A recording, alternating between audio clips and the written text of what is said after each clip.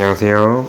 안녕하세요. 세무법인 셜록텍스의 지정태 세무사입니다. 저는 시원한 세무사 박정현이라고 합니다. 요즘에 자금 출처 조사가 많이 문제가 되니까요. 그래서 증여세도 많이 추징 당하시고 하는 부분이 있는 것 같아서 특별 기획으로 좀 담아본 것 같습니다. 법인세 이제 조사가 나왔을 때 이제 대표자 조사로까지 같이 이제 확장되는 경우들이 많은데, 그럴 때 보통 나오는 게 이제 자금 출처 조사가 함께 나오는 경우가 굉장히 많이 있거든요. 그래서 오늘 이제 자금 출처 세무조사에 대해서 좀 얘기를 해보려고 하는데요. 이 대상자에 대해서 어떤지 간단히 얘기를 해주시면 좋을 것 같아요. 일단은 자금 출처 세무조사가 왜 나오는지를 알아야 되는데, 보통 대상자를 볼 건데 이제 나이나 소득 대비에 좀 고가의 부동산을 취득을 하면은 국세청에서 이제 좀 포착을 합니다. 어떠한 돈으로 도대체 이런 고가의 부동산을 샀을까?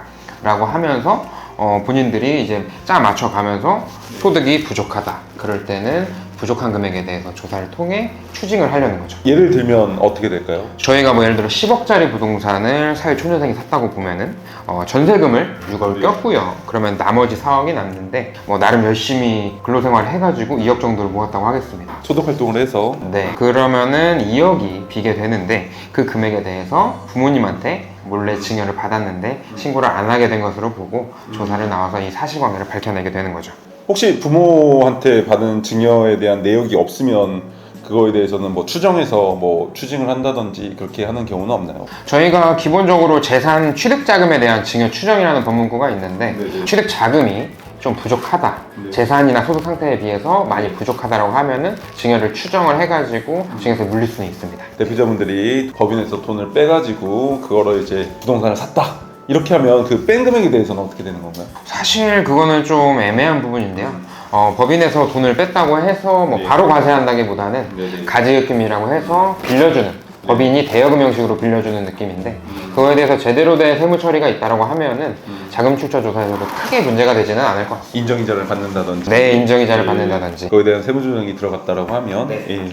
그 국세청의 PCI 분석이라는 게 있잖아요. 네. 예, 그 자금 출처 조사를 할 때 보통 국세청의 PCI 분석이 되어 있을 건데, PCI 분석에 대해서 좀 간단하게 설명해 주면 좋을 것 같아요. PCI 분석은 사실 어떻게 보면은 되게 간단한 방식인데요. 네. 자산 증가분과 소득과 지출을 파악을 하는 겁니다. 그래서 내가 벌었던 소득이 얼만큼이다. 뭐 예를 들어서 근로소득으로 벌었고, 네. 사업소득으로도 벌었고, 배당으로도 벌었다. 그 소득이 얼만큼인데 이제 지출 금액, 저희가 연말정산한다고 신용카드 많이 쓰지 않습니까? 네네. 그러면 그 지출 금액이 다 사용하게 됩니다. 네. 또는 현금영수증 처리를 한다든지 그런 것들을 제외하고 순수 남은 금액을 가지고 부동산을 산 게 맞는지, 이 자산이 증가된 게 맞는지를 파악을 하는 건데요. 네, 그럼 남는 소득과 산 소득을 비교를 해서 그게 뭐 차익이 있으면 거기에 대해서 조사를 나온다는 이런 개념이겠네요. 그래서 보통 소명자료, 지금 보여드리는 자료에 따라서 네. 소명자료를 요청을 하고요. 이런 세부적인 내용을 이제 기재를 해가지고 빈 금액에 대해서 네. 이제 실제 소명이 이루어져야 됩니다. 자금 원천의 이제 부족 금액을 네, 맞습니다. 이걸 통해서 이제 따진다는 말씀이신 거죠? 그래서 이 부족 금액에 대해서 실제 탄루 혐의 금액으로 보고 이제 증여세를 부과하겠다라고 하면서 조사를 시작을 하는 거죠. 이 탄루 혐의 금액을 보통 일반적으로 조사가 나왔을 때 입증하는 경우 케이스들도 많이 있을까요? 보통 많이 있는데 국세청에서 파악이 불가능한 자료들이 몇 가지가 있어요. 네네. 은행권 대출 이런 거는 국세청에서 이제 네. 정보 공개를 통해서 가져갈 수 있겠지만은 네네. 전세 계약서를 썼다. 네. 이런 건 사실 사인 간의 계약에서 파악이 어렵거든요. 그렇죠. 그런 거는 따로 봤던지. 그리고 이제 저희가 소득세 신고를 안 했던 소소한 금액들 뭐 이런 것들은 이제 과세를 통해서 이제 양성화를 시킨다든지 그런 방면으로 갈 수 있겠습니다. 어떻게 보면 입증할 수 있는 금액들도 충분히 있을 수도 있겠네요. 조사 나온다고 해서 전부 다 이제 추징을 당한다든지 이런 경우는 아닐 수도 있겠다는 얘기인 거네요. 네, 소명을 한다면은 사실 국세청에서는 빈손으로 들어갈 수밖에 없겠죠. 그러면 우선 대표님들이 이제 조사라고 하면은 처음부터 이제 좀 겁을 먹는 케이스들이 굉장히 많이 있는데, 겁만 먹지 마시고 이 자금 출처 조사에 대해서 대응을 해야 되는데, 이 대응을 하려면 진행 순서가 어떻게 되고 이런 것들을 좀 정확히 알아야 될 것 같아서요. 이 진행 순서가 어떻게 돼요? 조사 개시 통지서를 미리 보내죠. 그래서 우리가 몇 월 며칠부터 몇 월 며칠까지 시행을 할 거고, 그 조사 대상 항목은 예를 들어 증여세다 또는 법인세다 이런 식으로 예고를 합니다. 그러면은 이제 대표님들은 많이 놀라지 마시고 담당 세무사한테 전화를 하셔가지고 지금 조사 이거 통지가 나왔다, 네. 이거에 대해서 어떻게 하냐 하면은 이제 대표님들은 조금 마음을 놓으시고 세무사들이 이제 대응을 하게 되는 거죠. 네네.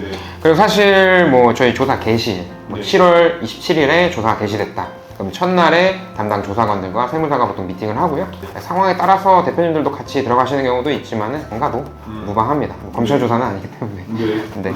그래도 좀 적극적으로 소명을 하려면 같이 있는 게 저는 더 좋다고 생각은 하는데, 그러면 이 출처 조사 이제 진행 방법은 어떻게 될까요? 보통 아까 보여드린 이제 소명 자료 요청을 하게 되고요.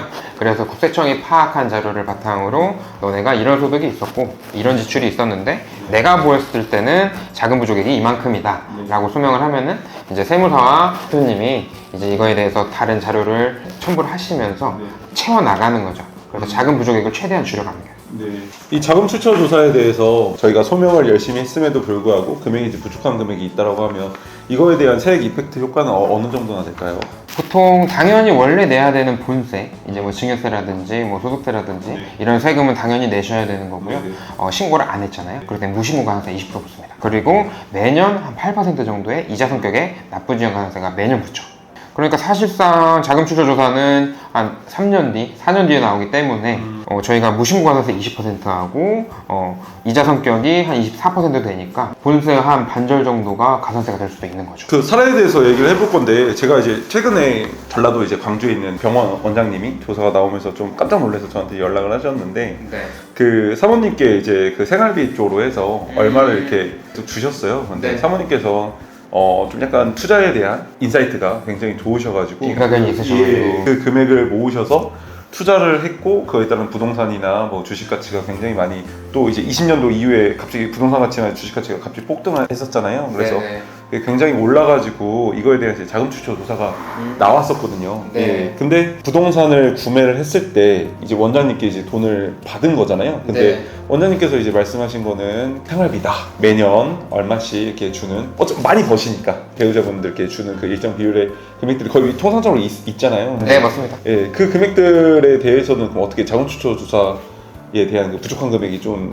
추징을 당할 만한 그런 요소가 좀 있을까요? 기본적으로 증여세 비과세 항목 중에 피부양자의 생활비를 이제 주더라도 증여세를 부과하진 않아요, 기본적으로는. 근데 이제 뭐 사모님이 뭐 가정주부셔라고 하면은 생활비를 주실 수는 있겠지만은 그 생활비로 자산을 형성한다든지 그렇게 된다면은 증여세를 충분히 추진이 가능합니다.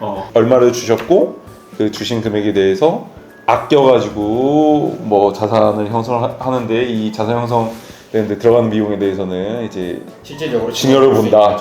다만 배우자가 내는 6억까지는 이제 비과세가 되니까 6억은 이제 그때 당시에 만 10년간 이제 넘었었기 때문에 왜냐면 의사분들이 버는 소득들이 많이 있는데 어마어마하니까. 예, 매년 사실 2억씩만 주셔도 금방 넘죠. 뭐 20억 버시는데 생활비 2억 정도는 연간 주실 수도 있는 거잖아요. 근데 2억씩 10년간 주시면 20억인데 맞아요. 뭐 사실 생활비가 들어갈 게 그렇게 많지가 않을 거고 아껴서 뭐 10억을 투자를 했는데 이게 뭐 50억이 됐다 이럴 수도 있는 건데, 그러면 이 10억에 대해서 증여대상가액으로 들어가는 게 맞을 것 같은지, 이게 좀 약간 저도 궁금했던 부분이라서 이런 건 어떻게 돼요? 사실 법적으로 뭐 정해진 금액은 없어요.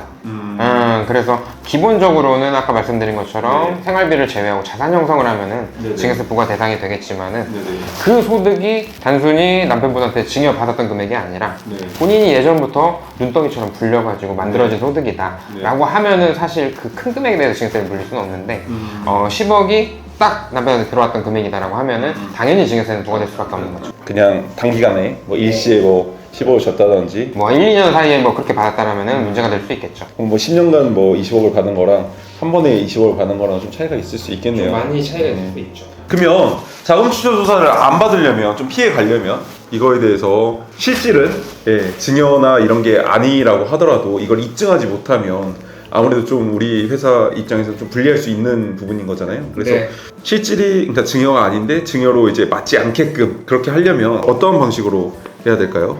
일단은 보통 제가 써놓은 것처럼 양성화된 소득으로 일단 부동산을 취득해야 합니다. 증여세를 신고를 한 금액으로 이제 취득을 해야 되고, 그리고 급여나 사업소득을 정당하게 신고하고 나서 그 금액으로 취득을 해야 되고요. 웬만하면 신용카드 사용액이나 현금 영수증 금액을 늘리는 거는 좋지 않아요. 사실 그 금액이 저희가 지출로 보기 때문에 웬만해서는 그 부분은 줄이고 실제 우리가 만들어진 소득이 이만큼이다.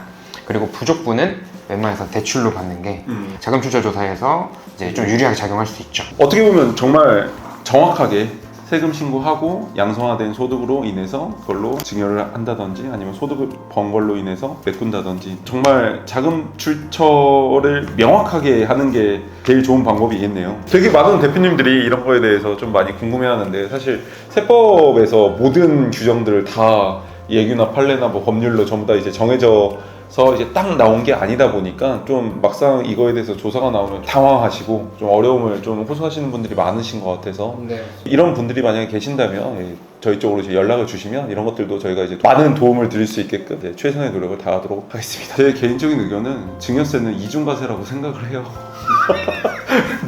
저도 그렇게 생각을 해요. 네, 왜냐면 소득세를 낸 금액 혹은 이제 법인세를 낸 금액을 한 번 더 가족이나 아니면 특수관계인들에게 이제 증여를 할 때 이미 세금 낸 소득에 대해서 한 번 더 증여한 거를 또 증여세를 매기는 거는 사실 저는 이중과세라고 생각은 하는데 어찌됐든 지금 현행 세법상 법률에서 이거는 증여세에 대해서는 뭐 이중과세가 아니라고 판단을 했고 그래서 또 세금을 매기고 있는 거기 때문에 이게 좀 많은 부분들이 좀 불합리하다라고 이제 느낄 수도 있고 하겠지만 어찌됐든 이 법을 지키지 않으면 아까 말씀드렸던 뭐 가산세라든지 이런 부분들이 많이 있으니까 최대한 법률적으로 정해져 있는 대로 탈세를 하지 말고 이제 절세하는 포인트들을 잘 찾아서 자금 추적 조사 받지 않게끔 자산의 증대를 이루셨으면 참 좋겠습니다. 억울한 증여세를 내는 거는 없어야 되니까요. 네, 맞습니다. 그렇지만 어찌됐든 낼 건 내야 되니까 증여세 신고 잘 하시고 자금 출처 조사 받지 않게끔 조심하셨으면 좋겠습니다. 네, 오늘 영상 여기까지 하도록 하겠습니다. 감사합니다. 감사합니다.